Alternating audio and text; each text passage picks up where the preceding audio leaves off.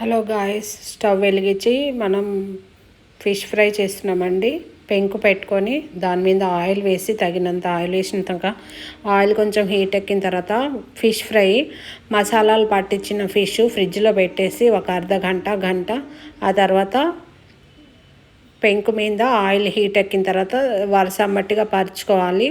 రెండు సైడ్లు one side golden brown లాగా కాలిన తర్వాత జాగ్రత్తగా గరిటెతోటి ఇంకో సైడు టర్న్ చేసుకొని మంచిగా దోరగా గోల్డెన్ బ్రౌన్ లాగా మనం కాల్చుకోవాలి.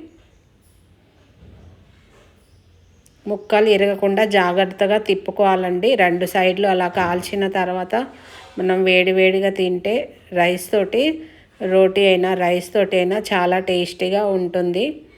ఇది వంట రాని వాళ్ళు కూడా ఈజీగా ఫిష్ ఫ్రై అందరికీ తెలిసిందే కదా చేసుకోవడం. ఇలా తెలియని వాళ్ళు కూడా బ్యాచిలర్స్, చదువుకునే వాళ్ళు ఎవరైనా సరే చేసుకోవచ్చు. అండ్ టేస్ట్ కూడా చాలా బాగుంటుంది. నా ఛానల్ చూస్తున్న వాళ్ళు లైక్, సబ్స్క్రైబ్, షేర్ చేయండి. వీడియో మరింతగా సపోర్ట్ చేయాలని కోరుకుంటున్నా. ఇంకొక రెసిపీలో కలుద్దాం.